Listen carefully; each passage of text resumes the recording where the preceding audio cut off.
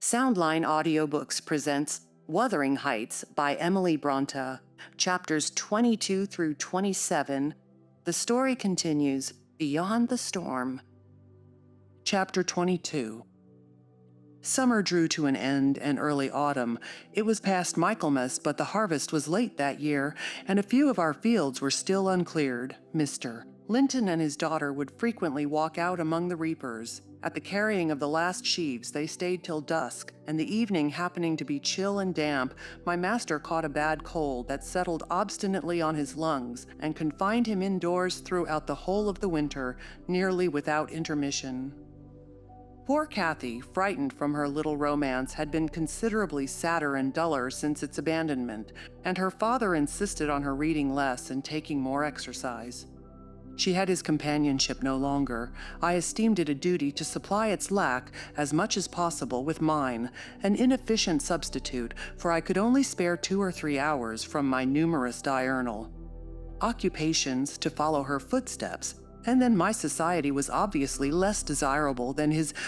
On an afternoon in October or the beginning of November, a fresh, watery afternoon, when the turfen paths were rustling with moist, withered leaves, and the cold blue sky was half hidden by clouds, dark gray streamers rapidly mounting from the west and boding abundant rain, I requested my young lady to forego her ramble because I was certain of showers. She refused, and I unwillingly donned a cloak and took my umbrella to accompany her on a stroll to the bottom of the park, a formal walk which she generally affected if low-spirited, and that she invariably was when Mr. Edgar had been worse than ordinary, a thing never known from his confession, but guessed both by her and me from his increased silence and the melancholy of his countenance. She went sadly on. There was no running or bounding now, though the chill wind might well have tempted her to race, and often, from the side of my eye, I could detect her raising a hand and brushing something off her cheek. I gazed round for a means of diverting her thoughts. On one side of the road rose a high, rough bank, where hazels and stunted oaks, with their roots half exposed, held uncertain tenure. The soil was too loose for the latter, and strong winds had blown some nearly horizontal. In summer, Miss Catherine delighted to climb along these trunks and sit in the branches, swinging 20 feet above the ground. And I, pleased with her agility and her light, childish heart, still considered it proper to scold every time I caught her at such an elevation, but so that she knew there was no necessity for descending. From dinner to tea she would lie in her breeze-rocked cradle, doing nothing except singing old songs, my nursery lore, to herself, or watching the birds, joint tenants, feed and entice their young ones to fly, or nestling with closed lids, half thinking, half dreaming, happier than words can express. "Look, miss," I exclaimed, pointing to a nook under the roots of one twisted tree. "Winter is not here yet. There's a little flower up yonder, the last bud from the multitude of bluebells that clouded those turf steps in July with a lilac mist. Will you clamber up and pluck it to show to Papa?" Kathy stared a long time at the lonely blossom trembling in its earthy shelter, and replied at length, "No, I'll not touch it. But it looks melancholy, does it not, Ellen?" "Yes," I observed, "about as starved and sackless as you. Your cheeks are bloodless. Let us take hold of hands and run. You're so low, I dare say I shall keep up with you." "No," she repeated, and continued sauntering on, pausing at intervals to muse over a bit of moss, or a tuft of blanched grass, or a fungus spreading its bright orange among the heaps of brown foliage, and ever and anon her hand was lifted to her averted face. "Catherine, why are you crying, love?" I asked, approaching and putting my arm over her shoulder. "You mustn't cry because Papa has a cold. Be thankful it is nothing worse." She now put no further restraint on her tears. Her breath was stifled by sobs. "Oh, it will be something worse," she said. "And what shall I do when Papa and you leave me, and I am by myself? I can't forget your words, Ellen. They are always in my ear. How life will be changed, how dreary the world will be, when Papa and you are dead." "None can tell whether you won't die before us," I replied. "It's wrong to anticipate evil. We'll hope there are years and years to come before any of us go. Master is young, and I am strong, and hardly 45. My mother lived till 80, a canty dame to the last. And suppose Mr. Linton were spared till he saw 60, that would be more years than you have counted, miss. And would it not be foolish to mourn a calamity above 20 years beforehand? But Aunt Isabella was younger than Papa, she remarked, gazing up with timid hope to seek further consolation. Aunt Isabella had not you and me to nurse her, I replied. She wasn't as happy as Master. She hadn't as much to live for. All you need do is to wait well on your father and cheer him by letting him see you cheerful, and avoid giving him anxiety on any subject. Mind that, Kathy. I'll not disguise, but you might kill him if you were wild and reckless, and cherished a foolish, fanciful affection for the son of a person who would be glad to have him in his grave, and allowed him to discover that you fretted over the separation he has judged it expedient to make.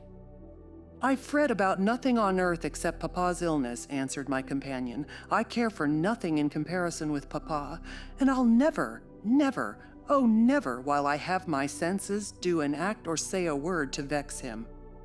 I love him better than myself, Ellen, and I know it by this. I pray every night that I may live after him, because I would rather be miserable than that he should be. That proves I love him better than myself. Good words, I replied, but deeds must prove it also, and after he is well, remember you don't forget resolutions formed in the hour of fear. As we talked, we neared a door that opened on the road, and my young lady, lightening into sunshine again, climbed up and seated herself on the top of the wall, reaching over to gather some hips that bloomed scarlet on the summit branches of the wild rose trees shadowing the highway side. The lower fruit had disappeared, but only birds could touch the upper, except from Kathy's present station. In stretching to pull them, her hat fell off, and as the door was locked, she proposed scrambling down to recover it. I bid her be cautious lest she got a fall, and she nimbly disappeared. But the return was no such easy matter. The stones were smooth and neatly cemented, and the rose bushes and blackberry stragglers could yield no assistance in reascending. I, like a fool, didn't recollect that, till I heard her laughing and exclaiming, "Ellen, you'll have to fetch the key, or else I must run round to the porter's lodge. I can't scale the ramparts on this side." "Stay where you are," I answered. "I have my bundle of keys in my pocket. Perhaps I may manage to open it. If not, I'll go." Catherine amused herself with dancing to and fro before the door, while I tried all the large keys in succession. I had applied the last and found that none would do, so repeating my desire that she would remain there, I was about to hurry home as fast as I could when an approaching sound arrested me. It was the trot of a horse. Kathy's dance stopped also. "Who is that?" I whispered. "Ellen, I wish you could open the door," whispered back my companion anxiously. "Oh, Miss Linton," cried a deep voice, the rider's. "I'm glad to meet you. Don't be in haste to enter, for I have an explanation to ask and obtain." "I shan't speak to you, Mr. Heathcliff," answered Catherine. "Papa says you are a wicked man, and you hate both him and me, and Ellen says the same." "That is nothing to the purpose," said Heathcliff. He it was. "I don't hate my son, I suppose, and it is concerning him that I demand your attention. Yes, you have cause to blush. 2 or 3 months since, were you not in the habit of writing to Linton? Making love and play, eh? You deserved, both of you, flogging for that. You especially, the elder, and less sensitive, as it turns out. I've got your letters, and if you give me any pertness, I'll send them to your father.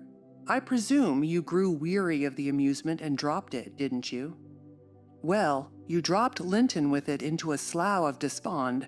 He was in earnest, in love, really. As true as I live, he's dying for you, breaking his heart at your fickleness, not figuratively, but actually. Though Hareton has made him a standing jest for 6 weeks, and I have used more serious measures and attempted to frighten him out of his idiocy, he gets worse daily, and he'll be under the sod before summer, unless you restore him." "How can you lie so glaringly to the poor child?" I called from the inside. "Pray, write on. How can you deliberately get up such paltry falsehoods? Miss Cathy, I'll knock the lock off with a stone. You won't believe that vile nonsense. You can feel in yourself it is impossible that a person should die for love of a stranger." "I was not aware there were eavesdroppers," muttered the detected villain. "Worthy Mrs. Dean, I like you, but I don't like your double-dealing," he added aloud. "How could you lie so glaringly as to affirm I hated the poor child and invent bugbear stories to terrify her from my doorstones? Catherine Linton, the very name warms me, my bonny lass. I shall be from home all this week. Go and see if I have not spoken truth. Do, there's a darling. Just imagine your father in my place and Linton in yours, then think how you would value your careless lover if he refused to stir a step to comfort you when your father himself entreated him, and don't, from pure stupidity, fall into the same error. I swear, on my salvation, he's going to his grave, and none but you can save him." The lock gave way, and I issued out, "I swear Linton is dying," repeated Heathcliff, looking hard at me, "and grief and disappointment are hastening his death. Nellie, if you won't let her go, you can walk over yourself. But I shall not return till this time next week, and I think your master himself would scarcely object to her visiting her cousin." "Come in," said I, taking Cathy by the arm and half forcing her to re-enter, for she lingered, viewing with troubled eyes the features of the speaker, too stern to express his inward deceit. He pushed his horse close and, bending down, observed, "Miss Catherine, I'll own to you that I have little patience with Linton, and Hareton and Joseph have less. I'll own that he's with a harsh set. He pines for kindness as well as love, and a kind word from you would be his best medicine. Don't mind Mrs. Dean's cruel cautions, but be generous and contrive to see him. He dreams of you day and night, and cannot be persuaded that you don't hate him, since you neither write nor call." I closed the door and rolled a stone to assist the loosened lock in holding it, and spreading my umbrella, I drew my charge underneath, for the rain began to drive through the moaning branches of the trees and warned us to avoid delay. Our hurry prevented any comment on the encounter with Heathcliff as we stretched towards home, but I divined instinctively that Catherine's heart was clouded now in double darkness. Her features were so sad, they did not seem hers. She evidently regarded what she had heard as every syllable true. The master had retired to rest before we came in. Cathy stole to his room to inquire how he was. He had fallen asleep. She returned and asked me to sit with her in the library. We took our tea together, and afterwards she lay down on the rug and told me not to talk, for she was weary. I got a book and pretended to read. As soon as she supposed me absorbed in my occupation, she recommenced her silent weeping. It appeared, at present, her favorite diversion. I suffered her to enjoy it a while, then I expostulated, deriding and ridiculing all Mr. Heathcliff's assertions about his son, as if I were certain she would coincide. Alas, I hadn't skill to counteract the effect his account had produced. It was just what he intended. "You may be right, Ellen," she answered, "but I shall never feel at ease till I know. And I must tell Linton it is not my fault that I don't write, and convince him that I shall not change." What used were anger and protestations against her silly credulity? We parted that night, hostile, but next day beheld me on the road to Wuthering Heights by the side of my willful young mistress's pony. I couldn't bear to witness her sorrow, to see her pale, dejected countenance and heavy eyes, and I yielded in the faint hope that Linton himself might prove by his reception of us how little of the tale was founded on fact. Chapter 23. The rainy night had ushered in a misty morning, half frost, half drizzle, and temporary brooks crossed our path, gurgling from the uplands. My feet were thoroughly wetted. I was cross and low, exactly the humor suited for making the most of these disagreeable things. We entered the farmhouse by the kitchen way to ascertain whether Mr. Heathcliff were really absent, because I put slight faith in his own affirmation. Joseph seemed sitting in a sort of Elysium alone, beside a roaring fire, a quart of ale on the table near him, bristling with large pieces of toasted oatcake, and his black, short pipe in his mouth. Catherine ran to the hearth to warm herself. I asked if the master was in. My question remained so long unanswered that I thought the old man had grown deaf and repeated it louder. "Nah!"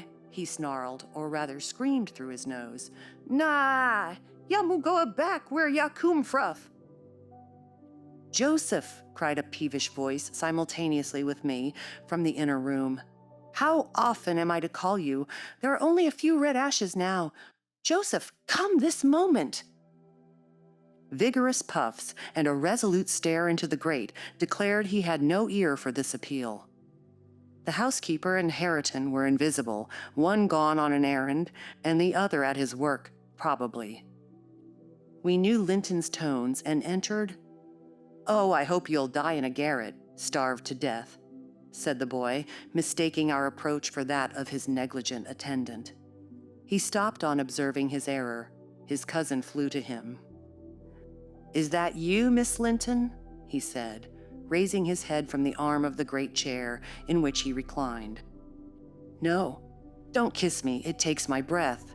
Dear me, Papa said you would call," continued he, after recovering a little from Catherine's embrace, while she stood by looking very contrite.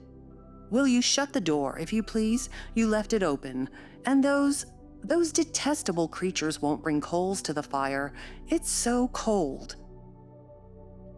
I stirred up the cinders and fetched a scuttleful myself. The invalid complained of being covered with ashes, but he had a tiresome cough and looked feverish and ill, so I did not rebuke his temper. "Well, Linton," murmured Catherine when his corrugated brow relaxed, "are you glad to see me? Can I do you any good?" "Why didn't you come before?" he asked. "You should have come instead of writing. It tired me dreadfully writing those long letters. I'd far rather have talked to you. Now I can neither bear to talk, nor anything else. I wonder where Zillah is. Will you," looking at me, "step into the kitchen and see?" I had received no thanks for my other service, and being unwilling to run to and fro at his behest, I replied, "Nobody is out there but Joseph." "I want to drink," he exclaimed fretfully, turning away. "Zillah is constantly gadding off to Gimmerton since Papa went. It's miserable, and I'm obliged to come down here. They resolved never to hear me upstairs." "Is your father attentive to you, Master Heathcliff?" I asked, perceiving Catherine to be checked in her friendly advances. "Attentive? He makes them a little more attentive, at least," he cried. "The wretches! Do you know, Miss Linton, that brute Hareton laughs at me. I hate him. Indeed, I hate them all. They are odious beings."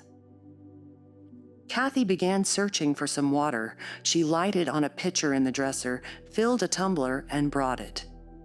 He bid her add a spoonful of wine from a bottle on the table, and having swallowed a small portion, appeared more tranquil and said she was very kind.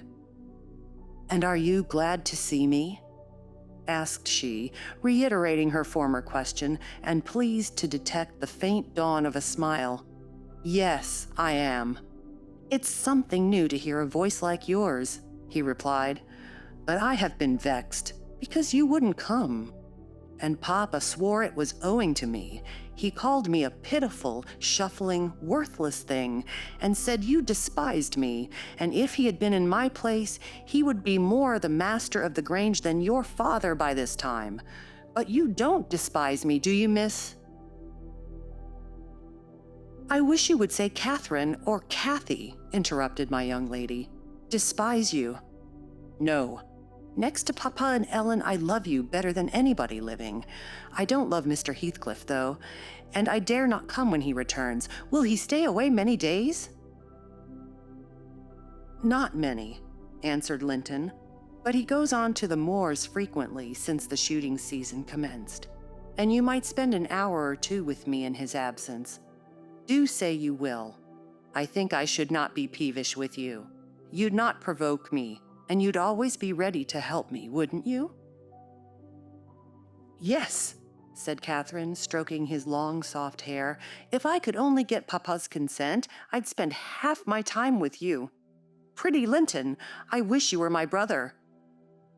And then you would like me as well as your father. observed he more cheerfully. But Papa says you would love me better than him and all the world if you were my wife, so I'd rather you were that. No, I should never love anybody better than Papa, she returned gravely, and people hate their wives sometimes, but not their sisters and brothers, and if you were the latter, you would live with us, and Papa would be as fond of you as he is of me. Linton denied that people ever hated their wives, but Kathy affirmed they did, and in her wisdom, instanced his own father's aversion to her aunt. I endeavored to stop her thoughtless tongue. I couldn't succeed till everything she knew was out. Master Heathcliff, much irritated, asserted her relation was false. Papa told me, and Papa does not tell falsehoods, she answered pertly. My Papa scorns yours, cried Linton. He calls him a sneaking fool. Yours is a wicked man, retorted Catherine, and you are very naughty to dare to repeat what he says. He must be wicked to have made Aunt Isabella leave him as she did. She didn't leave him, said the boy. You shan't contradict me. She did, cried my young lady. Well, I'll tell you something, said Linton. Your mother hated your father, now then. Oh, exclaimed Catherine, too enraged to continue. And she loved mine, added he. You little liar. I hate you now, she panted, and her face grew red with passion. She did, sang Linton, sinking into the recess of his chair and leaning back his head to enjoy the agitation of the other disputant, who stood behind. Hush, Master Heathcliff, I said. That's your father's tale too, I suppose. It isn't. You hold your tongue, he answered. She did, Catherine. She did. Kathy, beside herself, gave the chair a violent push and caused him to fall against one arm. He was immediately seized by a suffocating cough that soon ended his triumph. It lasted so long that it frightened even me. As to his cousin, she wept with all her might, aghast at the mischief she had done, though she said nothing. I held him till the fit exhausted itself. Then he thrust me away and leant his head down silently. Catherine quelled her lamentations also, took a seat opposite, and looked solemnly into the fire. How do you feel now, Master Heathcliff? I inquired after waiting 10 minutes. I wish she felt as I do, he replied. Spiteful, cruel thing. Hareton never touches me. He never struck me in his life. And I was better today. And there. His voice died in a whimper. I didn't strike you, muttered Kathy, chewing her lip to prevent another burst of emotion.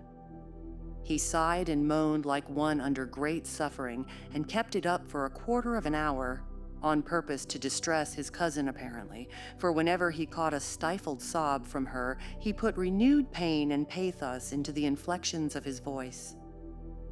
I'm sorry I hurt you, Linton, she said at length, racked beyond endurance. But I couldn't have been hurt by that little push, and I had no idea that you could, either. You're not much, are you, Linton? Don't let me go home thinking I've done you harm. Answer. Speak to me. I can't speak to you, he murmured. You've hurt me so that I shall lie awake all night choking with this cough. If you had it, you'd know what it was, but you'll be comfortably asleep while I'm in agony, and nobody near me. I wonder how you would like to pass those fearful nights. And he began to wail aloud for very pity of himself. Since you are in the habit of passing dreadful nights, I said, it won't be Miss who spoils your ease. You'd be the same had she never come. However, she shall not disturb you again, and perhaps you'll get quieter when we leave you. Must I go? Asked Catherine dolefully, bending over him. Do you want me to go, Linton? You can't alter what you've done, he replied pettishly, shrinking from her, unless you alter it for the worse by teasing me into a fever. Well, then, I must go, she repeated.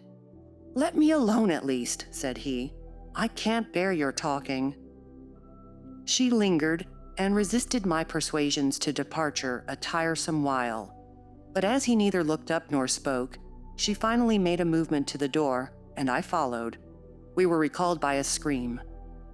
Linton had slid from his seat onto the hearthstone and lay writhing in the mere perverseness of an indulged plague of a child, determined to be as grievous and harassing as it can.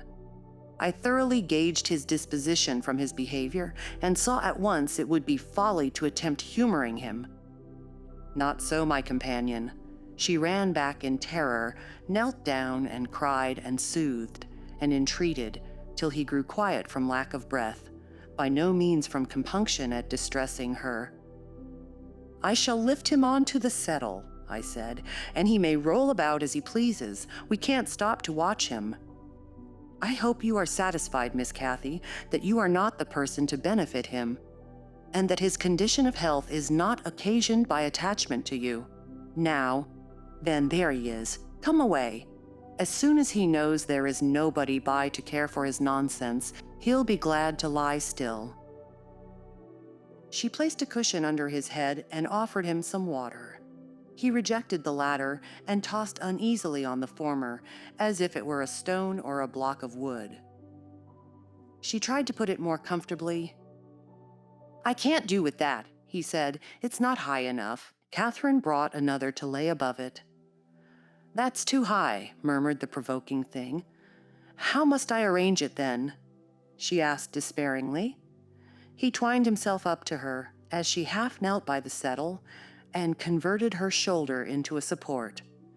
"No, that won't do," I said. "You'll be content with the cushion, Master Heathcliff. Miss has wasted too much time on you already. We cannot remain 5 minutes longer." Yes, we can," replied Cathy. "He's good and patient now. He's beginning to think I shall have far greater misery than he will tonight, if I believe he is the worse for my visit. And then I dare not come again. Tell the truth about it, Linton, for I mustn't come if I have hurt you." "You must come, to cure me," he answered. "You ought to come, because you have hurt me. You know you have extremely. I was not as ill when you entered as I am at present, was I? But you've made yourself ill by crying and being in a passion." "I didn't do it all," said his cousin. "However, we'll be friends now, and you want me. You would wish to see me sometimes, really." "I told you I did," he replied impatiently. "Sit on the settle and let me lean on your knee. That's as Mama used to do, whole afternoons together. Sit quite still and don't talk.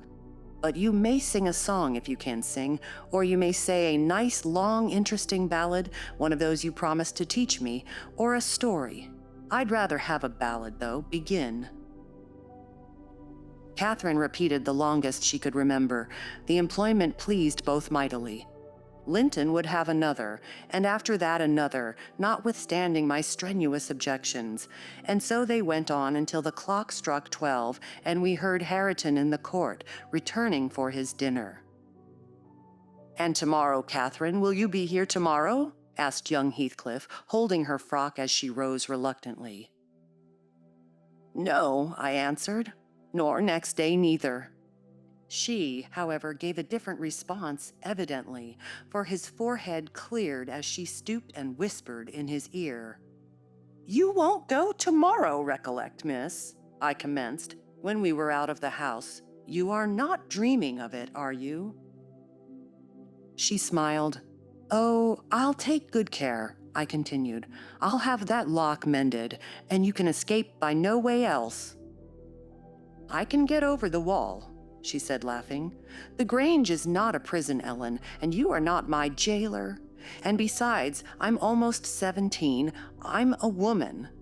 And I'm certain Linton would recover quickly if he had me to look after him. I'm older than he is, you know, and wiser, less childish, am I not? And he'll soon do as I direct him, with some slight coaxing. He's a pretty little darling when he's good. I'd make such a pet of him if he were mine. We should never quarrel, should we, after we were used to each other? Don't you like him, Ellen?" "Like him!" I exclaimed. the worst-tempered bit of a sickly slip that ever struggled into its teens. Happily, as Mr. Heathcliff conjectured, he'll not win 20. I doubt whether he'll see spring indeed. And small loss to his family whenever he drops off. And lucky it is for us that his father took him. The kinder he was treated, the more tedious and selfish he'd be. I'm glad you have no chance of having him for a husband, Miss Catherine. My companion waxed serious at hearing this speech. To speak of his death so regardlessly wounded her feelings. He's younger than I, she answered after a protracted pause of meditation, and he ought to live the longest. He will. He must live as long as I do. He's as strong now as when he first came into the north. I'm positive of that. It's only a cold that ails him, the same as Papa has. You say Papa will get better, and why shouldn't he? Well, well, I cried. After all, we needn't trouble ourselves. For listen, miss, and mind, I'll keep my word. If you attempt going to Wuthering Heights again, with or without me, I shall inform Mr. Linton, and unless he allow it, the intimacy with your cousin must not be revived. It has been revived, muttered Cathy sulkily. Must not be continued then, I said. We'll see, was her reply, and she set off at a gallop, leaving me to toil in the rear. We both reached home before our dinner time. My master supposed we had been wandering through the park, and therefore he demanded no explanation of our absence. As soon as I entered, I hastened to change my soaked shoes and stockings, but sitting such a while at the Heights had done the mischief. On the succeeding morning I was laid up, and during 3 weeks I remained incapacitated for attending to my duties. A calamity never experienced prior to that period, and never, I am thankful to say, since. My little mistress behaved like an angel in coming to wait on me and cheer my solitude. The confinement brought me exceedingly low.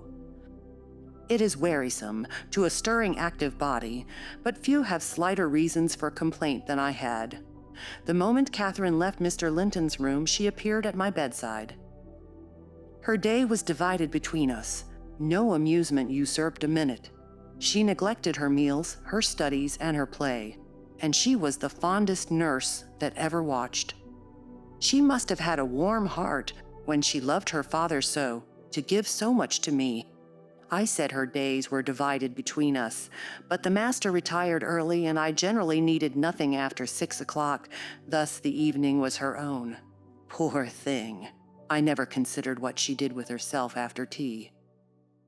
And though frequently, when she looked in to bid me good night, I remarked a fresh color in her cheeks and a pinkness over her slender fingers, instead of fancying the hue borrowed from a cold ride across the moors, I laid it to the charge of a hot fire in the library. Chapter 24. At the close of 3 weeks, I was able to quit my chamber and move about the house, and on the first occasion of my sitting up in the evening, I asked Catherine to read to me, because my eyes were weak. We were in the library, the master having gone to bed. She consented, rather unwillingly, I fancied, and imagining my sort of books did not suit her, I bid her please herself in the choice of what she perused.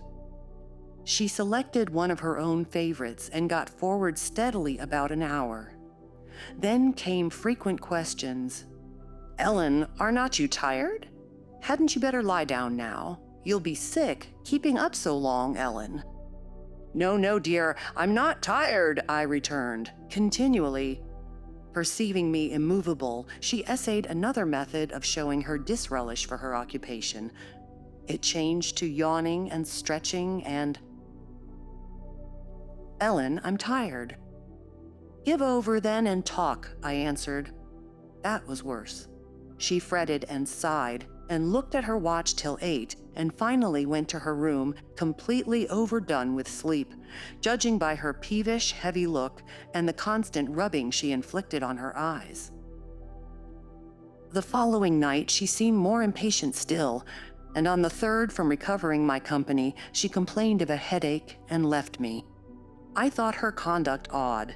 And having remained alone a long while, I resolved on going and inquiring whether she were better, and asking her to come and lie on the sofa, instead of upstairs in the dark.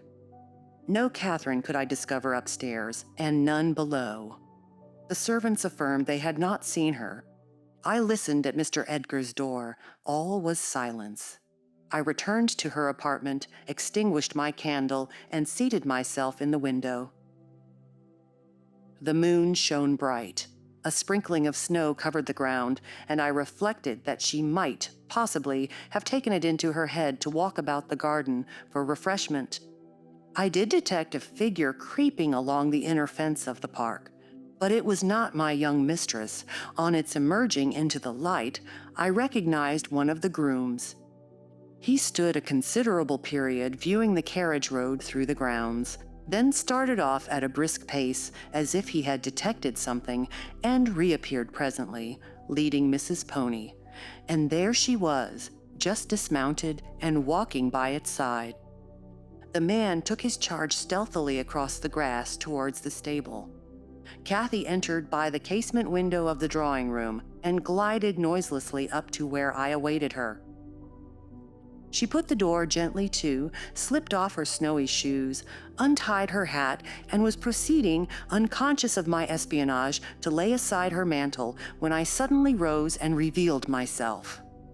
The surprise petrified her an instant. She uttered an inarticulate exclamation and stood fixed. "My dear Miss Catherine," I began, too vividly impressed by her recent kindness to break into a scold, "where have you been riding out at this hour? And why should you try to deceive me by telling a tale? Where have you been? Speak." "To the bottom of the park," she stammered. "I didn't tell a tale." "And nowhere else?" I demanded. "No," was the muttered reply. "Oh, Catherine," I cried sorrowfully, "you know you have been doing wrong, or you wouldn't be driven to uttering an untruth to me. That does grieve me. I'd rather be 3 months ill than hear you frame a deliberate lie." She sprang forward and, bursting into tears, threw her arms round my neck. "Well, Ellen, I'm so afraid of you being angry," she said. "Promise not to be angry, and you shall know the very truth. I hate to hide it." We sat down in the window seat. I assured her I would not scold, whatever her secret might be, and I guessed it, of course. So she commenced.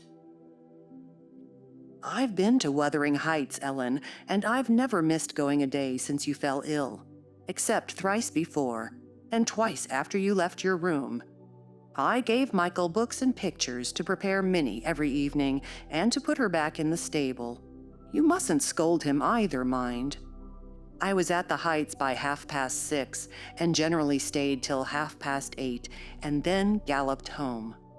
It was not to amuse myself that I went. I was often wretched all the time.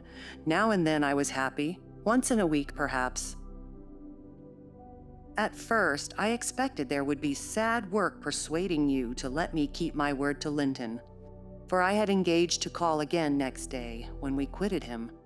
But as you stayed upstairs on the morrow, I escaped that trouble.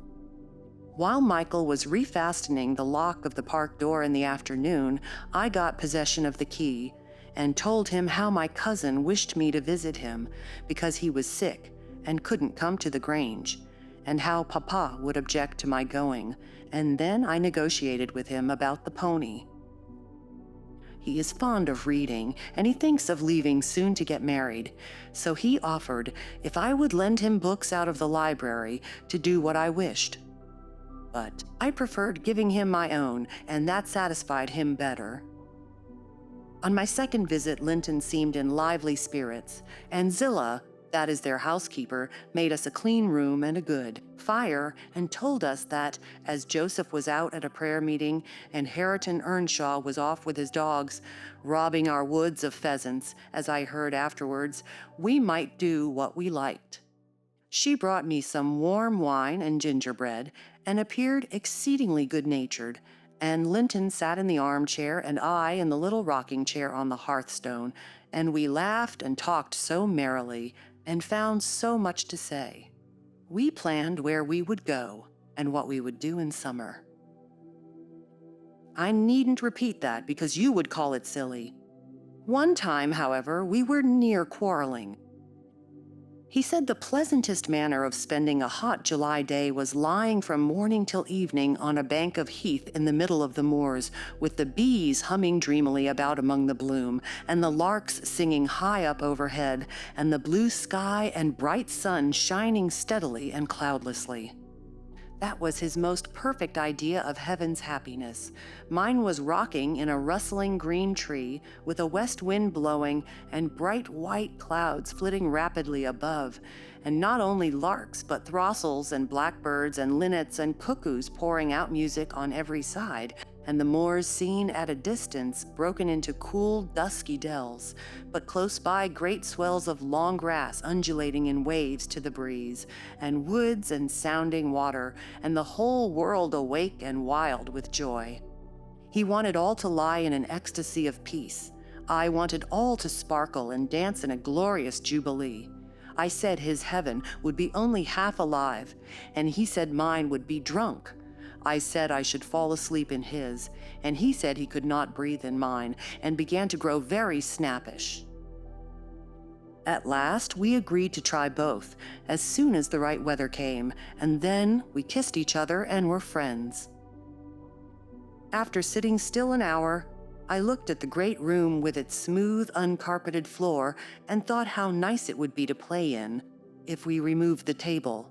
And I asked Linton to call Zillah in to help us, and we'd have a game at blind men's buff. She should try to catch us. You used to, you know, Ellen. He wouldn't. There was no pleasure in it, he said, but he consented to play at ball with me. We found two in a cupboard, among a heap of old toys, tops and hoops and battledores and shuttlecocks. One was marked C, and the other H.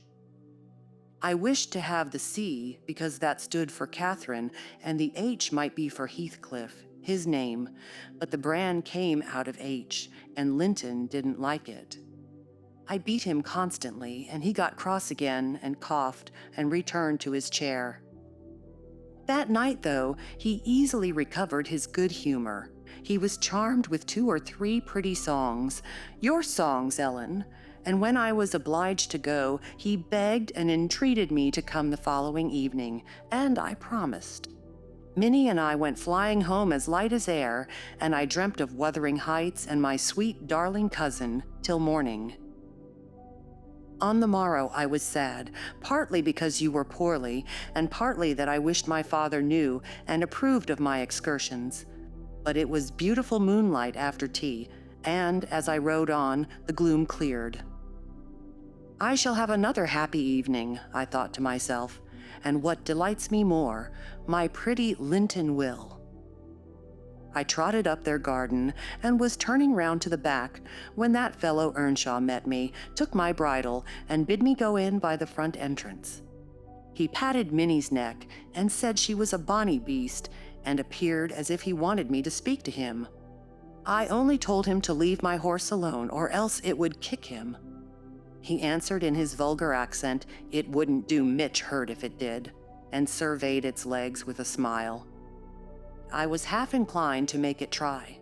However, he moved off to open the door, and as he raised the latch, he looked up to the inscription above and said with a stupid mixture of awkwardness and elation, Miss Catherine, I can read yon now. Wonderful, I exclaimed. Pray let us hear you. You are grown clever. He spelt and drawled over by syllables the name Hareton Earnshaw. And the figures, I cried encouragingly, perceiving that he came to a dead halt. I cannot tell them yet, he answered. Oh, you dunce, I said, laughing heartily at his failure. The fool stared, with a grin hovering about his lips and a scowl gathering over his eyes, as if uncertain whether he might not join in my mirth, whether it were not pleasant familiarity, or what it really was, contempt. I settled his doubts by suddenly retrieving my gravity and desiring him to walk away, for I came to see Linton, not him. He reddened. I saw that by the moonlight.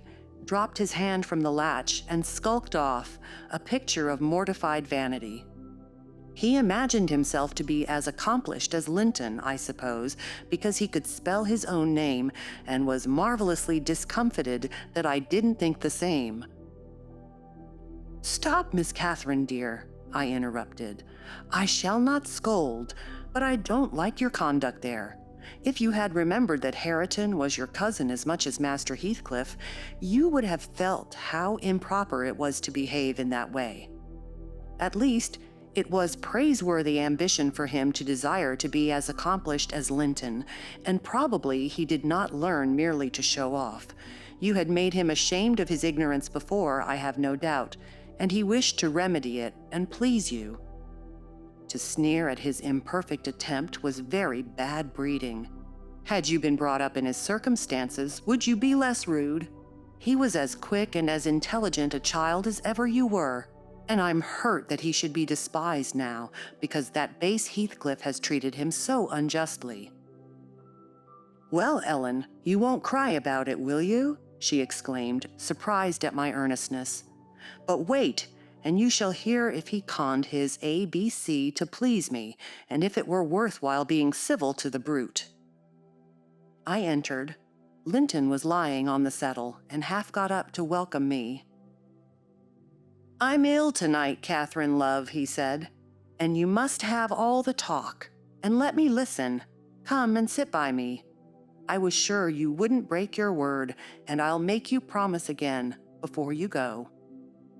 I knew now that I mustn't tease him, as he was ill, and I spoke softly and put no questions, and avoided irritating him in any way. I had brought some of my nicest books for him. He asked me to read a little of one, and I was about to comply when Earnshaw burst the door open, having gathered venom with reflection. He advanced direct to us, seized Linton by the arm, and swung him off the seat. "Get to thy own room," he said, in a voice almost inarticulate with passion, and his face looked swelled and furious. "Take her there, if she comes to see thee. Thou shan't keep me out of this. Begone ye both." He swore at us and left Linton no time to answer, nearly throwing him into the kitchen, and he clenched his fist as I followed, seemingly longing to knock me down. I was afraid for a moment, and I let one volume fall. He kicked it after me and shut us out. I heard a malignant, crackly laugh by the fire, and turning, beheld that odious Joseph standing rubbing his bony hands and quivering. "I were sure he'd sarve ye out. He's a grand lad. He's gettin' great spirit in him. He gnaws, as weel as I do, who sud be to maester yonder, etch. He made ye skift properly. Etch. "Where must we go?" I asked of my cousin, disregarding the old wretch's mockery. Linton was white and trembling. He was not pretty then, Ellen. Oh, no! He looked frightful, for his thin face and large eyes were wrought into an expression of frantic, powerless fury. He grasped the handle of the door and shook it. It was fastened inside. "If you don't let me in, I'll kill you! If you don't let me in, I'll kill you!" He rather shrieked than said, Devil! I'll kill you! I'll kill you!" Joseph uttered his croaking laugh again. "Fear! That's to father!" he cried. "That's father! We've Allah summoned either side in us! Never heed Hareton, lad! Do not be feared! He cannot get at thee!" I took hold of Linton's hands and tried to pull him away, but he shrieked so shockingly that I dared not proceed. At last his cries were choked by a dreadful fit of coughing. Blood gushed from his mouth, and he fell on the ground. I ran into the yard, sick with terror, and called for Zillah as loud as I could. She soon heard me. She was milking the cows in a shed behind the barn, and hurrying from her work, she inquired what there was to do. I hadn't breath to explain. Dragging her in, I looked about for Linton. Earnshaw had come out to examine the mischief he had caused, and he was then conveying the poor thing upstairs. Zillah and I ascended after him, but he stopped me at the top of the steps and said I shouldn't go in, I must go home. I exclaimed that he had killed Linton and I would enter. Joseph locked the door and declared I should donno sich stuff, and asked me whether I wear bond to be as mad as him. I stood crying till the housekeeper reappeared. She affirmed he would be better in a bit, but he couldn't do with that shrieking and din, and she took me and nearly carried me into the house. "Ellen, I was ready to tear my hair off my head!" I sobbed and wept so that my eyes were almost blind, and the ruffian you have such sympathy with stood opposite, presuming every now and then to bid me wisht, and denying that it was his fault. And finally, frightened by my assertions that I would tell Papa, and that he should be put in prison and hanged, he commenced blubbering himself and hurried out to hide his cowardly agitation. Still, I was not rid of him. When at length they compelled me to depart, and I had got some 100 yards off the premises, he suddenly issued from the shadow of the roadside and checked Minnie and took hold of me. "Miss Catherine, I'm ill grieved," he began, "but it's rather too bad." I gave him a cut with my whip, thinking perhaps he would murder me. He let go, thundering one of his horrid curses, and I galloped home more than half out of my senses. I didn't bid you good night that evening, and I didn't go to Wuthering Heights the next. I wished to go exceedingly, but I was strangely excited and dreaded to hear that Linton was dead, sometimes, and sometimes shuddered at the thought of encountering Hareton. On the third day, I took courage. At least, I couldn't bear longer suspense, and stole off once more. I went at 5 o'clock and walked, fancying I might manage to creep into the house and up to Linton's room unobserved. However, the dogs gave notice of my approach. Zillah received me, and saying the lad was mending nicely, showed me into a small, tidy, carpeted apartment, where, to my inexpressible joy, I beheld Linton laid on a little sofa, reading one of my books. But he would neither speak to me, nor look at me, through a whole hour, Ellen. He has such an unhappy temper. And what quite confounded me, when he did open his mouth, it was to utter the falsehood that I had occasioned the uproar, and Hareton was not to blame. Unable to reply, except passionately, I got up and walked from the room. He sent after me a faint Catherine. He did not reckon on being answered so, but I wouldn't turn back, and the morrow was the second day on which I stayed at home, nearly determined to visit him no more. But it was so miserable going to bed and getting up, and never hearing anything about him, that my resolution melted into air before it was properly formed. It had appeared wrong to take the journey once. Now it seemed wrong to refrain. Michael came to ask if he must saddle Minnie. I said eyes, and considered myself doing a duty as she bore me over the hills. I was forced to pass the front windows to get to the court. It was no use trying to conceal my presence. "Young master is in the house," said Zillah, as she saw me making for the parlor. I went in. Earnshaw was there also, but he quitted the room directly. Linton sat in the great armchair half asleep. Walking up to the fire, I began in a serious tone, partly meaning it to be true. "As you don't like me, Linton, and as you think I come on purpose to hurt you and pretend that I do so every time, this is our last meeting. Let us say goodbye, and tell Mr. Heathcliff that you have no wish to see me, and that he mustn't invent any more falsehoods on the subject." "Sit down and take your hat off, Catherine," he answered. "You are so much happier than I am, you ought to be better.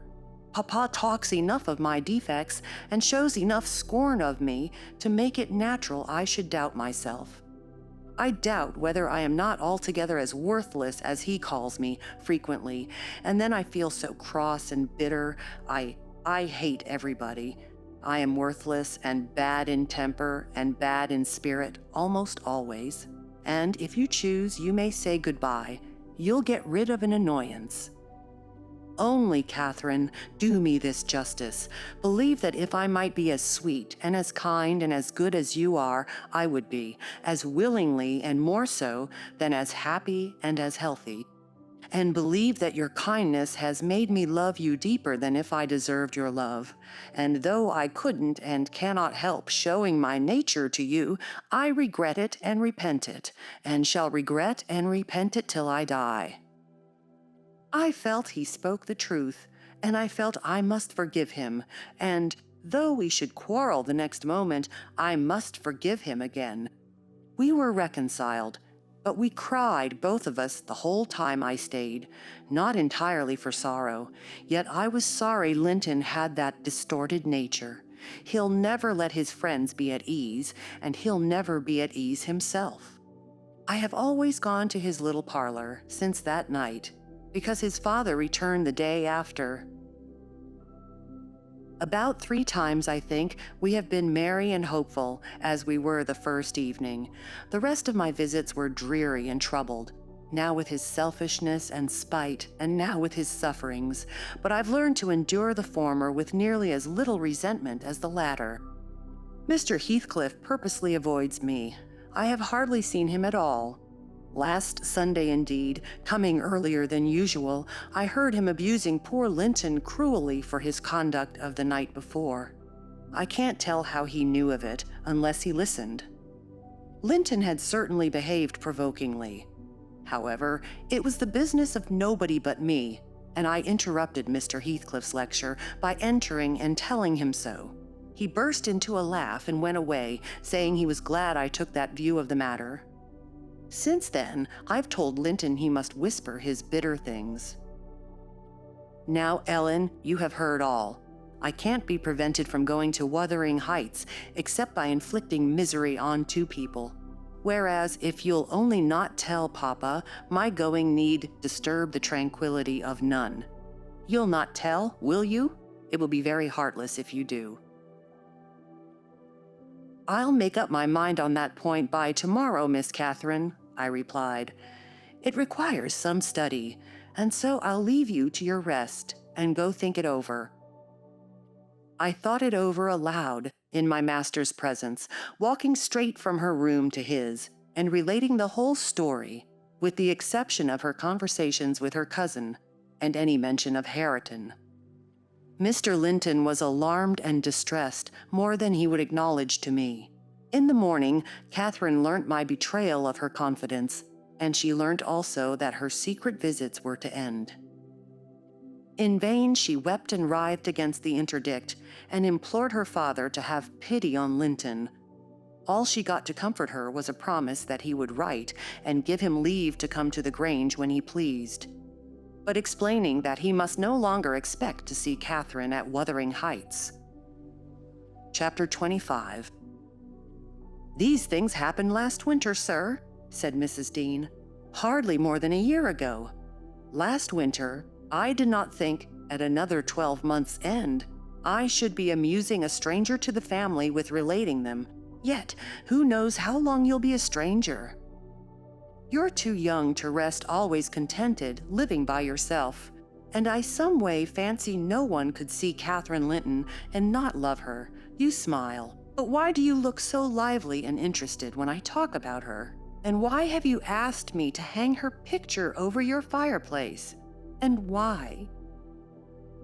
"Stop, my good friend," I cried. "It may be very possible that I should love her, but would she love me? I doubt it too much to venture my tranquility by running into temptation, and then my home is not here. I'm of the busy world, and to its arms I must return. Go on. Was Catherine obedient to her father's commands?" "She was," continued the housekeeper. "Her affection for him was still the chief sentiment in her heart, and he spoke without anger. He spoke in the deep tenderness of one about to leave his treasure amid perils and foes, where his remembered words would be the only aid that he could bequeath to guide her. He said to me, a few days afterwards, 'I wish my nephew would write, Ellen, or call. Tell me sincerely what you think of him. Is he changed for the better, or is there a prospect of improvement as he grows a man?' 'He's very delicate, sir,' I replied, 'and scarcely likely to reach manhood. But this I can say, he does not resemble his father. and if Miss Catherine had the misfortune to marry him, he would not be beyond her control, unless she were extremely and foolishly indulgent. However, master, you'll have plenty of time to get acquainted with him and see whether he would suit her. It wants 4 years and more to his being of age." Edgar sighed, and walking to the window, looked out towards Gimmerton Kirk. It was a misty afternoon, but the February sun shone dimly, and we could just distinguish the 2 fir trees in the yard and the sparely scattered gravestones. "I've prayed often," he half soliloquized, "for the approach of what is coming, and now I begin to shrink and fear it. I thought the memory of the hour I came down that glen a bridegroom would be less sweet than the anticipation that I was soon, in a few months or possibly weeks, to be carried up and laid in its lonely hollow. Ellen, I've been very happy with my little Kathy. Through winter nights and summer days, she was a living hope at my side. But I've been as happy musing by myself among those stones, under that old church, lying, through the long June evenings, on the green mound of her mother's grave, and wishing, yearning for the time when I might lie beneath it. What can I do for Kathy? How must I quit her? I'd not care one moment for Linton being Heathcliff's son, nor for his taking her from me if he could console her for my loss. I'd not care that Heathcliff gained his ends and triumphed in robbing me of my last blessing. But should Linton be unworthy, only a feeble tool to his father, I cannot abandon her to him, and, hard though it be to crush her buoyant spirit, I must persevere in making her sad while I live, and leaving her solitary when I die. Darling, I'd rather resign her to God, and lay her in the earth before me." "Resign her to God as it is, sir," I answered, "and if we should lose you, which may he forbid, under his providence, I'll stand her friend and counselor to the last. Miss Catherine is a good girl. I don't fear that she will go willfully wrong, and people who do their duty are always finally rewarded." Spring advanced, yet my master gathered no real strength, though he resumed his walks in the grounds with his daughter. To her inexperienced notions, this itself was a sign of convalescence, and then his cheek was often flushed, and his eyes were bright. She felt sure of his recovering. On her 17th birthday, he did not visit the churchyard. It was raining, and I observed, "You'll surely not go out tonight, sir?" He answered, "No, I'll defer it this year a little longer." He wrote again to Linton, expressing his great desire to see him, and, had the invalid been presentable, I've no doubt his father would have permitted him to come. As it was, being instructed, he returned an answer, intimating that Mr. Heathcliff objected to his calling at the Grange. But his uncle's kind remembrance delighted him, and he hoped to meet him sometimes in his rambles, and personally to petition that his cousin and he might not remain long so utterly divided. That part of his letter was simple, and probably his own. Heathcliff knew he could plead eloquently for Catherine's company then.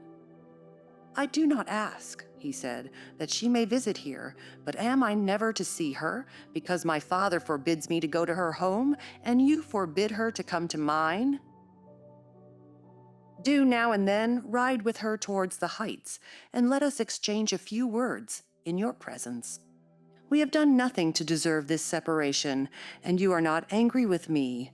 You have no reason to dislike me, you allow yourself. Dear uncle, send me a kind note tomorrow, and leave to join you anywhere you please, except at Thrushcross Grange. I believe an interview would convince you that my father's character is not mine. He affirms I am more your nephew than his son, and though I have faults which render me unworthy of Catherine, she has excused them, and for her sake, you should also. You inquire after my health. It is better, but while I remain cut off from all hope and doomed to solitude or the society of those who never did and never will like me, how can I be cheerful and well?" Edgar, though he felt for the boy, could not consent to grant his request. because he could not accompany Catherine. He said, in summer, perhaps, they might meet.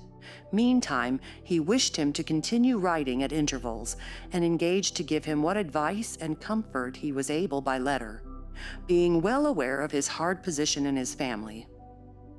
Linton complied, and had he been unrestrained, would probably have spoiled all by filling his epistles with complaints and lamentations. But his father kept a sharp watch over him, and of course insisted on every line that my master sent being shown. So, instead of penning his peculiar personal sufferings and distresses, the themes constantly uppermost in his thoughts, he harped on the cruel obligation of being held asunder from his friend and love, and gently intimated that Mr. Linton must allow an interview soon, or he should fear he was purposely deceiving him with empty promises.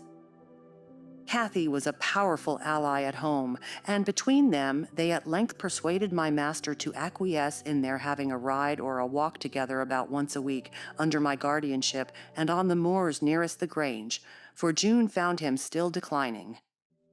Though he had set aside yearly a portion of his income for my young lady's fortune, he had a natural desire that she might retain, or at least return in a short time to, the house of her ancestors, and he considered her only prospect of doing that was by a union with his heir. He had no idea that the latter was failing almost as fast as himself, nor had anyone, I believe, no doctor visited the Heights, and no one saw Master Heathcliff to make report of his condition among us. I, for my part, began to fancy my forebodings were false, and that he must be actually rallying when he mentioned riding and walking on the moors, and seemed so earnest in pursuing his object. I could not picture a father treating a dying child as tyrannically and wickedly as I afterwards learned Heathcliff had treated him to compel this apparent eagerness. His efforts redoubling the more imminently, his avaricious and unfeeling plans were threatened with defeat by death. Chapter 26. Summer was already past its prime when Edgar reluctantly yielded his assent to their entreaties, and Catherine and I set out on our first ride to join her cousin. It was a close, sultry day, devoid of sunshine, but with a sky too dappled and hazy to threaten rain, and our place of meeting had been fixed at the Guidestone by the crossroads. On arriving there, however, a little herd boy, dispatched as a messenger, told us that Maester Linton were just to this side Heights, and he'd be mitch obleeged to us to gang on a bit further. Then Master Linton has forgot the first injunction of his uncle, I observed. He bid us keep on the Grange land, and here we are off at once. Well, we'll turn our horses' heads round when we reach him, answered my companion. Our excursion shall lie towards home. But when we reached him, and that was scarcely a quarter of a mile from his own door, we found he had no horse, and we were forced to dismount and leave ours to graze. He lay on the heath, awaiting our approach, and did not rise till we came within a few yards. Then he walked so feebly and looked so pale that I immediately exclaimed, "Why, Master Heathcliff, you are not fit for enjoying a ramble this morning. How ill you do look!" Catherine surveyed him with grief and astonishment. She changed the ejaculation of joy on her lips to one of alarm, and the congratulation on their long-postponed meeting to an anxious inquiry whether he were worse than usual. "No, better, better," he panted, trembling and retaining her hand as if he needed its support, while his large blue eyes wandered timidly over her, the hollowness round them transforming to haggard wildness the languid expression they once possessed. "But you have been worse," persisted his cousin, "worse than when I saw you last. You are thinner and—" "I'm tired," he interrupted hurriedly. "It is too hot for walking. Let us rest here. And in the morning I often feel sick. Papa says I grow so fast." Badly satisfied, Cathy sat down, and he reclined beside her. "This is something like your paradise," said she, making an effort at cheerfulness. You recollect the 2 days we agreed to spend in the place and weigh each thought pleasantest? This is nearly yours, only there are clouds, but then they are so soft and mellow, it is nicer than sunshine. Next week, if you can, we'll ride down to the Grange Park and try mine." Linton did not appear to remember what she talked of, and he had evidently great difficulty in sustaining any kind of conversation. His lack of interest in the subjects she started, and his equal incapacity to contribute to her entertainment were so obvious that she could not conceal her disappointment. An indefinite alteration had come over his whole person and manner. The pettishness that might be caressed into fondness had yielded to a listless apathy. There was less of the peevish temper of a child which frets and teases on purpose to be soothed, and more of the self-absorbed moroseness of a confirmed invalid, repelling consolation and ready to regard the good-humored mirth of others as an insult. Catherine perceived, as well as I did, that he held it rather a punishment than a gratification to endure our company, and she made no scruple of proposing, presently, to depart. That proposal unexpectedly roused Linton from his lethargy and threw him into a strange state of agitation. He glanced fearfully towards the heights, begging she would remain another half-hour at least. "But I think," said Cathy, "you'd be more comfortable at home than sitting here. And I cannot amuse you today, I see, by my tales and songs and chatter. You have grown wiser than I in these 6 months. You have little taste for my diversions now, or else if I could amuse you, I'd willingly stay." "Stay to rest yourself," he replied. "And, Catherine, don't think or say that I'm very unwell. It is the heavy weather and heat that make me dull. And I walked about, before you came, a great deal for me. Tell Uncle I'm in tolerable health, will you?" "I'll tell him that you say so, Linton. I couldn't affirm that you are," observed my young lady, wondering at his pertinacious assertion of what was evidently an untruth. "And be here again next Thursday," continued he, shunning her puzzled gaze. "And give him my thanks for permitting you to come. My best thanks, Catherine. And, if you did meet my father and he asked you about me, don't lead him to suppose that I've been extremely silent and stupid. Don't look sad and downcast as you are doing. He'll be angry." "I care nothing for his anger," exclaimed Cathy, imagining she would be its object. "But I do," said her cousin, shuddering. "Don't provoke him against me, Catherine, for he is very hard." "Is he severe to you, Master Heathcliff?" I inquired. "Has he grown weary of indulgence and passed from passive to active hatred?" Linton looked at me, but did not answer. And, after keeping her seat by his side another 10 minutes, during which his head fell drowsily on his breast, and he uttered nothing except suppressed moans of exhaustion or pain, Cathy began to seek solace in looking for bilberries and sharing the produce of her researches with me. She did not offer them to him, for she saw further notice would only weary and annoy. "Is it half an hour now, Ellen?" she whispered in my ear at last. "I can't tell why we should stay. He's asleep, and Papa will be wanting us back." "Well, we must not leave him asleep," I answered. "Wait till he wakes, and be patient. You were mighty eager to set off, but your longing to see poor Linton has soon evaporated." "Why did he wish to see me?" returned Catherine. "In his crossest humors formerly, I liked him better than I do in his present curious mood. It's just as if it were a task he was compelled to perform, this interview, for fear his father should scold him. But I'm hardly going to come to give Mr. Heathcliff pleasure, whatever reason he may have for ordering Linton to undergo this penance. And, though I'm glad he's better in health, I'm sorry he's so much less pleasant and so much less affectionate to me." "You think he is better in health, then?" I said. "Yes," she answered, "because he always made such a great deal of his sufferings, you know. He is not tolerably well, as he told me to tell Papa, but he's better, very likely." "There you differ with me, Miss Cathy," I remarked. "I should conjecture him to be far worse." Linton here started from his slumber in bewildered terror and asked if anyone had called his name. "No," said Catherine, "unless in dreams. I cannot conceive how you manage to doze out of doors in the morning." "I thought I heard my father," he gasped, glancing up to the frowning Nab above us. "You are sure nobody spoke?" "Quite sure," replied his cousin. "Only Ellen and I were disputing concerning your health. Are you truly stronger, Linton, than when we separated in winter? If you be, I'm certain one thing is not stronger, your regard for me. Speak. Are you?" The tears gushed from Linton's eyes as he answered, Yes, I am." And still under the spell of the imaginary voice, his gaze wandered up and down to detect its owner. Cathy rose. "For today we must part," she said.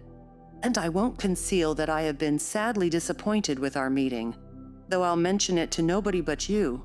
Not that I stand in awe of Mr. Heathcliff." "Hush," murmured Linton. "For God's sake, hush! He's coming." And he clung to Catherine's arm, striving to detain her, but at that announcement she hastily disengaged herself and whistled to Minnie, who obeyed her like a dog. "I'll be here next Thursday," she cried, springing to the saddle. "Goodbye. Quick, Ellen." And so we left him, scarcely conscious of our departure, so absorbed was he in anticipating his father's approach. Before we reached home, Catherine's displeasure softened into a perplexed sensation of pity and regret, largely blended with vague, uneasy doubts about Linton's actual circumstances, physical and social, in which I partook, though I counseled her not to say much, for a second journey would make us better judges. My master requested an account of our ongoings. His nephew's offering of thanks was duly delivered, Miss Cathy gently touching on the rest. I also threw little light on his inquiries, for I hardly knew what to hide and what to reveal. Chapter 27. 7 days glided away, every one marking its course by the henceforth rapid alteration of Edgar Linton's state. The havoc that months had previously wrought was now emulated by the inroads of hours. Catherine we would fain have deluded yet, but her own quick spirit refused to delude her. It divined in secret and brooded on the dreadful probability, gradually ripening into certainty. She had not the heart to mention her ride when Thursday came round. I mentioned it for her and obtained permission to order her out of doors. For the library, where her father stopped a short time daily, the brief period he could bear to sit up, and his chamber, had become her whole world. She grudged each moment that did not find her bending over his pillow or seated by his side. Her countenance grew wan with watching and sorrow, and my master gladly dismissed her to what he flattered himself would be a happy change of scene and society, drawing comfort from the hope that she would not now be left entirely alone after his death. He had a fixed idea, I guessed by several observations he let fall, that as his nephew resembled him in person, he would resemble him in mind, for Linton's letters bore few or no indications of his defective character. And I, through pardonable weakness, refrained from correcting the error, asking myself what good there would be in disturbing his last moments with information that he had neither power nor opportunity to turn to account. We deferred our excursion till the afternoon, a golden afternoon of August, every breath from the hills so full of life that it seemed whoever respired it, though dying, might revive. Catherine's face was just like the landscape, shadows and sunshine flitting over it in rapid succession, but the shadows rested longer and the sunshine was more transient, and her poor little heart reproached itself for even that passing forgetfulness of its cares. We discerned Linton watching at the same spot he had selected before. My young mistress alighted, and told me that, as she was resolved to stay a very little while, I had better hold the pony and remain on horseback. But I dissented. I wouldn't risk losing sight of the charge committed to me a minute. So we climbed the slope of Heath together. Master Heathcliff received us with greater animation on this occasion, not the animation of high spirits, though, nor yet of joy. It looked more like fear. "It is late," he said, speaking short and with difficulty. "Is not your father very ill? I thought you wouldn't come." "Why won't you be candid?" cried Catherine, swallowing her greeting. "Why cannot you say at once you don't want me?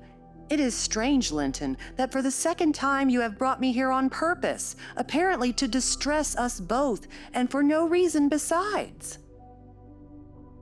Linton shivered and glanced at her, half supplicating, half ashamed, but his cousin's patience was not sufficient to endure this enigmatical behavior.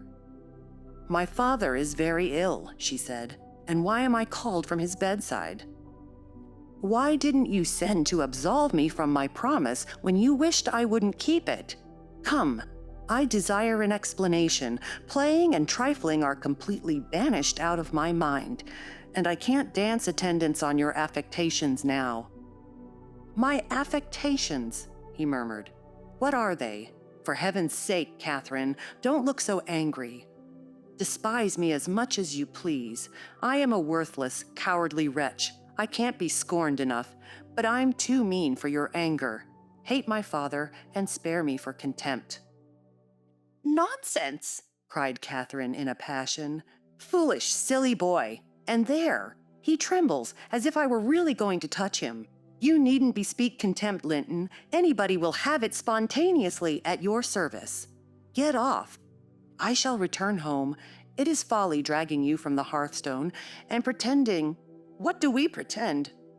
Let go my frock. If I pitied you for crying and looking so very frightened, you should spurn such pity. Ellen, tell him how disgraceful this conduct is. Rise, and don't degrade yourself into an abject reptile. Don't." With streaming face and an expression of agony, Linton had thrown his nerveless frame along the ground. He seemed convulsed with exquisite terror. "Oh," he sobbed, "I cannot bear it. Catherine, I'm a traitor too, and I dare not tell you. But leave me, and I shall be killed. Dear Catherine, my life is in your hands, and you have said you loved me, and if you did, it wouldn't harm you. You'll not go then? Kind, sweet, good Catherine, and perhaps you will consent, and he'll let me die with you." My young lady, on witnessing his intense anguish, stooped to raise him. The old feeling of indulgent tenderness overcame her vexation, and she grew thoroughly moved and alarmed. "Consent to what?" she asked. "To stay.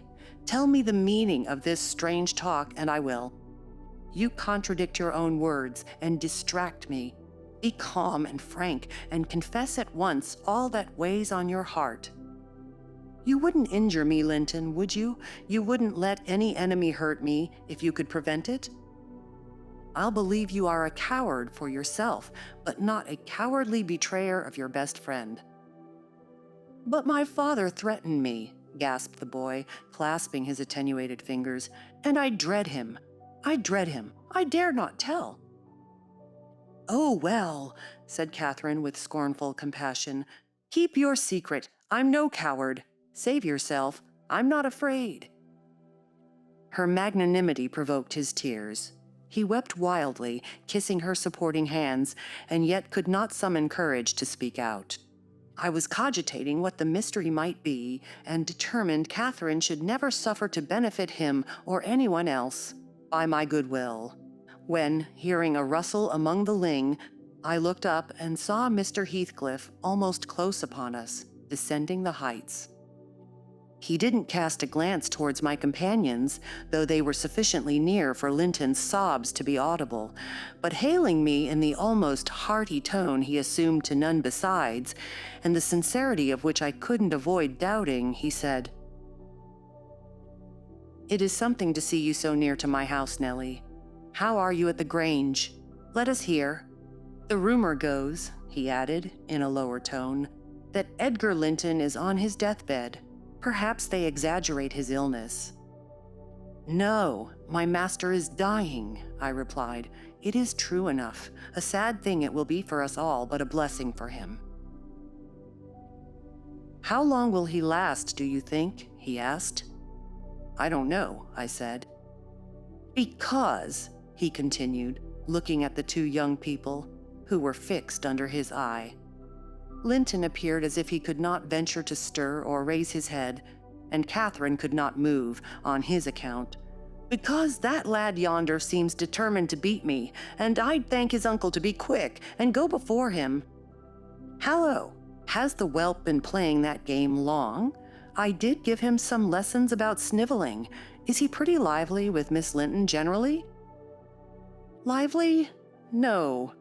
He has shown the greatest distress," I answered. "To see him, I should say that instead of rambling with his sweetheart on the hills, he ought to be in bed under the hands of a doctor." "He shall be, in a day or two," muttered Heathcliff. "But first, get up, Linton, get up," he shouted. "Don't grovel on the ground there. Up this moment." Linton had sunk prostrate again in another paroxysm of helpless fear, caused by his father's glance towards him, I suppose. There was nothing else to produce such humiliation. He made several efforts to obey, but his little strength was annihilated for the time, and he fell back again with a moan. Mr. Heathcliff advanced and lifted him to lean against a ridge of turf. "Now," said he with curbed ferocity, "I'm getting angry. And if you don't command that paltry spirit of yours, damn you, get up directly." "I will, father," he panted. "Only let me alone, or I shall faint.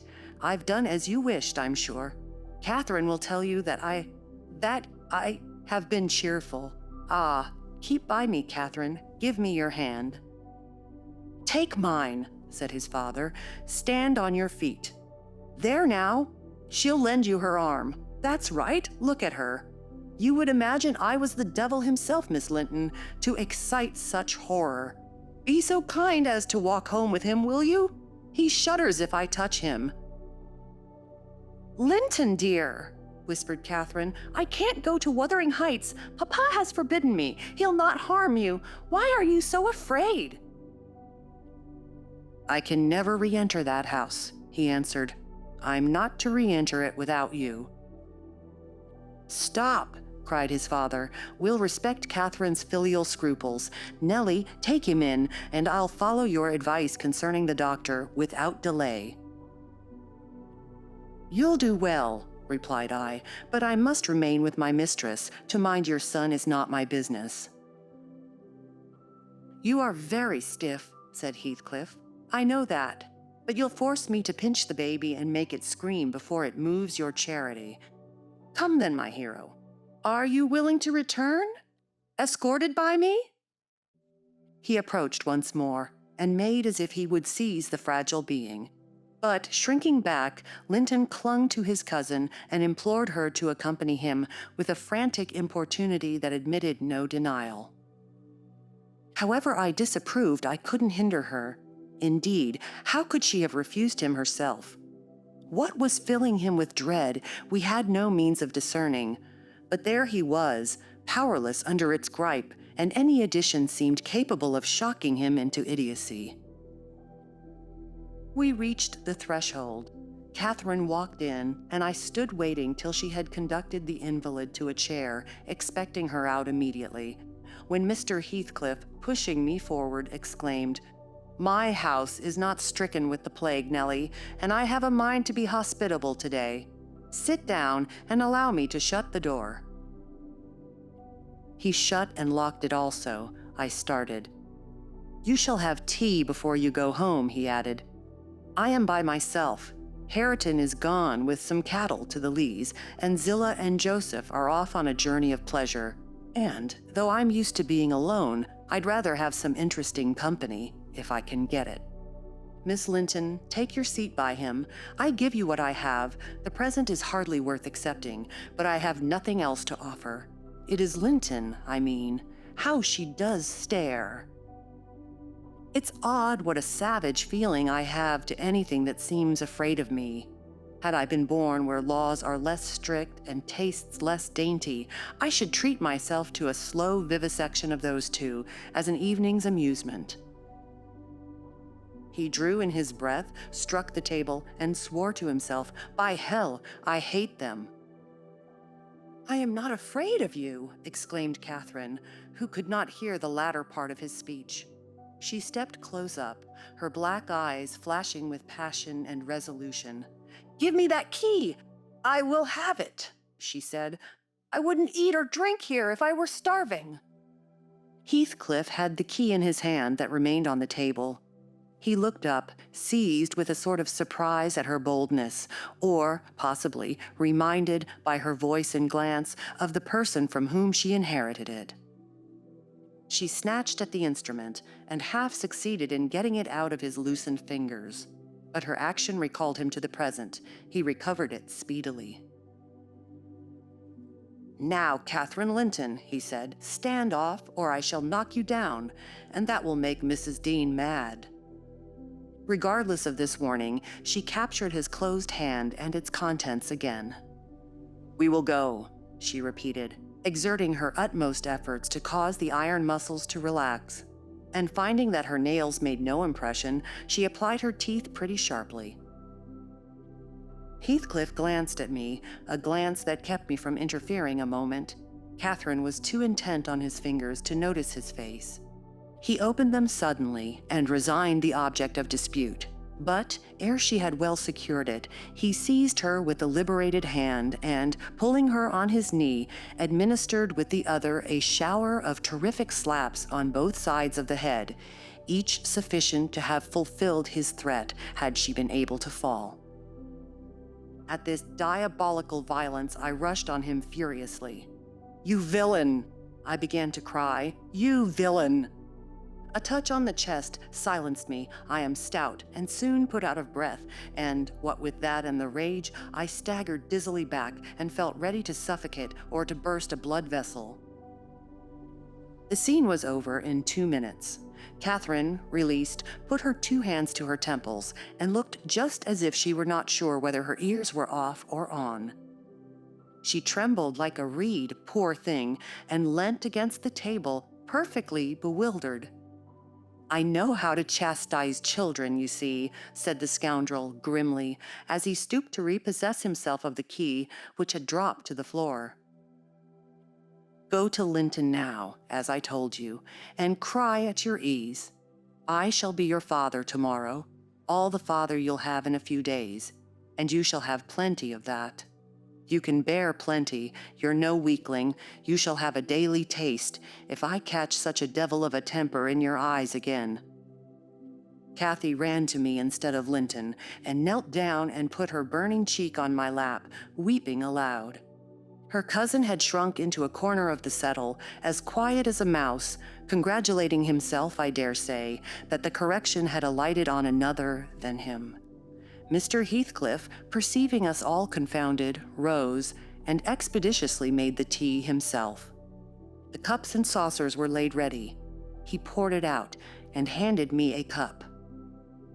"Wash away your spleen," he said, "and help your own naughty pet and mine. It is not poisoned, though I prepared it. I'm going out to seek your horses." Our first thought on his departure was to force an exit somewhere. We tried the kitchen door, but that was fastened outside. We looked at the windows. They were too narrow for even Cathy's little figure. "Master Linton," I cried, seeing we were regularly imprisoned, "you know what your diabolical father is after, and you shall tell us, or I'll box your ears as he has done your cousin's." "Yes, Linton, you must tell," said Catherine. "It was for your sake I came, and it will be wickedly ungrateful if you refuse." "Give me some tea, I'm thirsty, and then I'll tell you," he answered. "Mrs. Dean, go away. I don't like you standing over me. Now, Catherine, you are letting your tears fall into my cup. I won't drink that. Give me another." Catherine pushed another to him and wiped her face. I felt disgusted at the little wretch's composure, since he was no longer in terror for himself. The anguish he had exhibited on the moor subsided as soon as ever he entered Wuthering Heights, so I guessed he had been menaced with an awful visitation of wrath if he failed in decoying us there, and, that accomplished, he had no further immediate fears. "Papa wants us to be married," he continued, after sipping some of the liquid. "And he knows your papa wouldn't let us marry now, and he's afraid of my dying if we wait.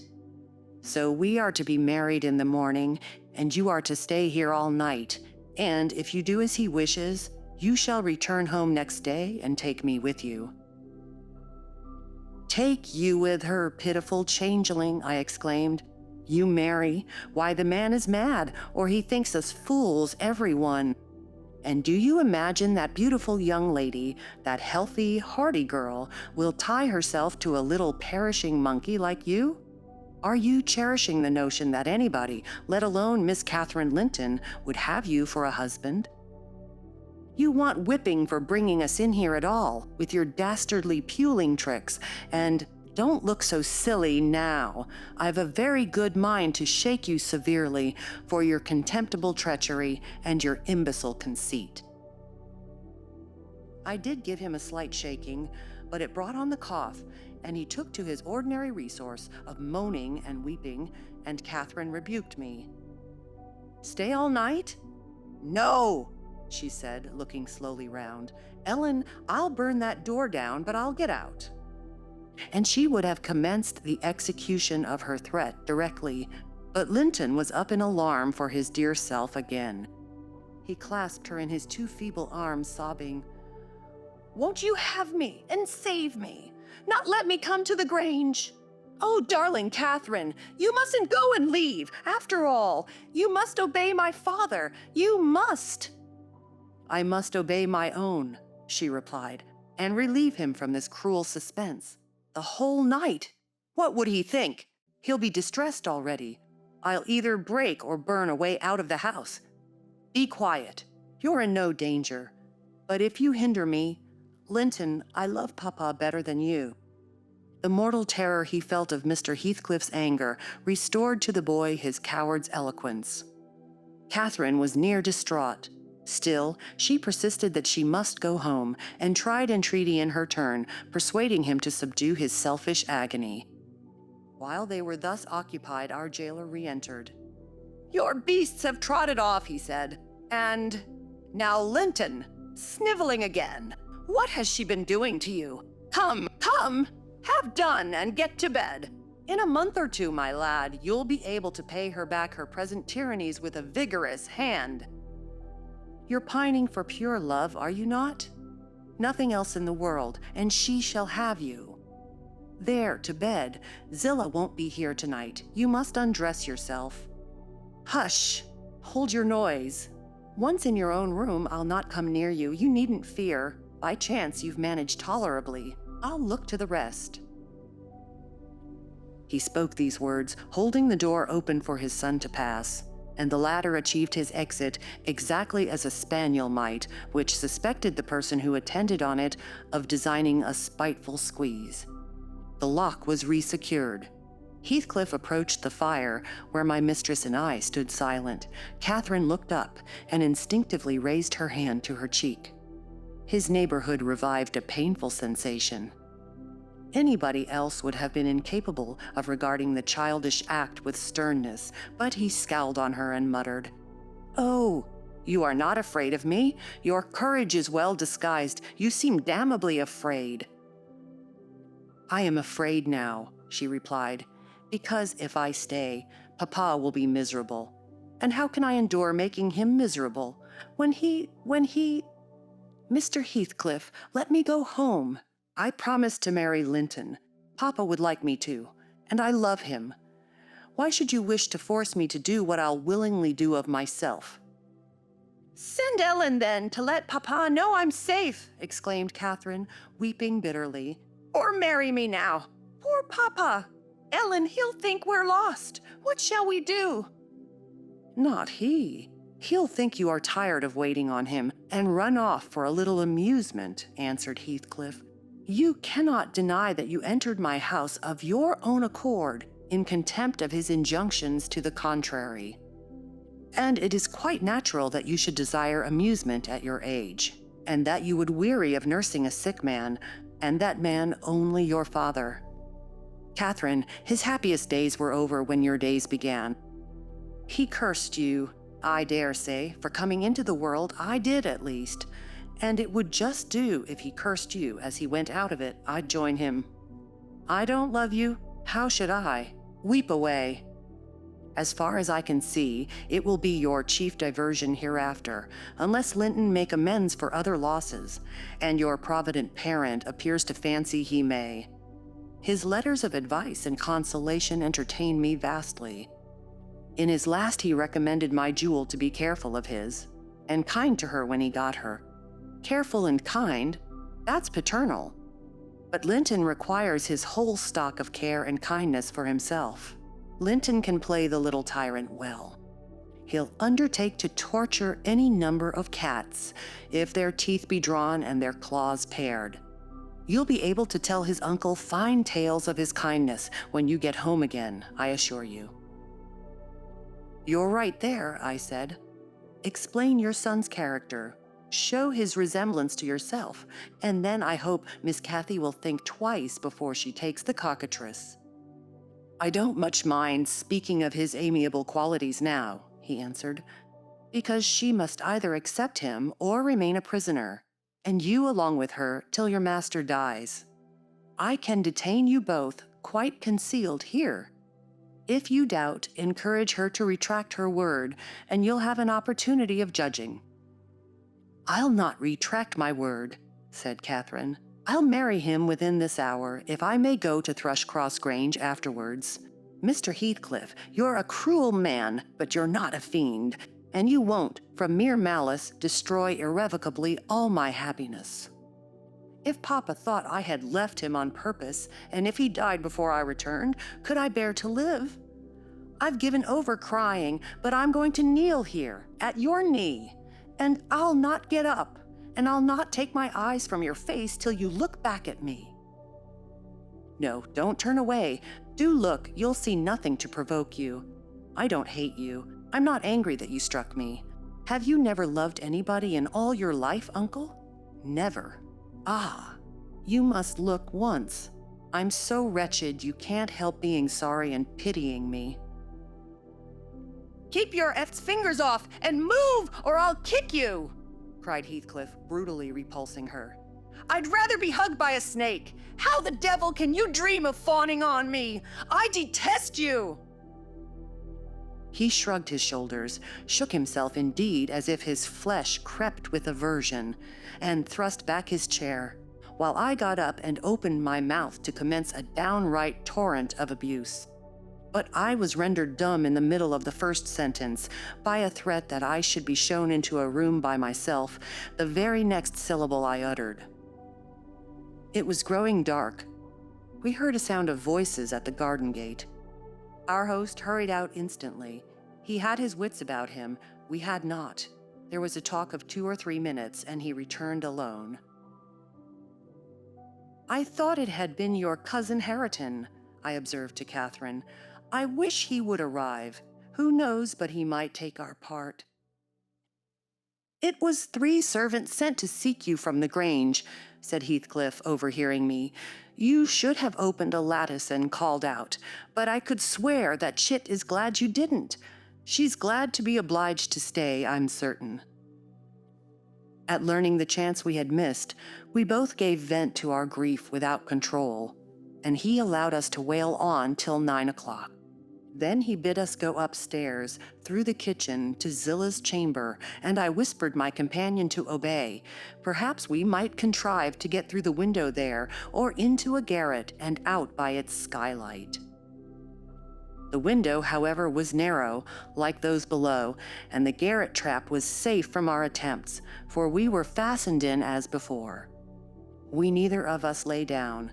Catherine took her station by the lattice and watched anxiously for morning, a deep sigh being the only answer I could obtain to my frequent entreaties that she would try to rest. I seated myself in a chair and rocked to and fro, passing harsh judgment on my many derelictions of duty, from which, it struck me then, all the misfortunes of my employers sprang.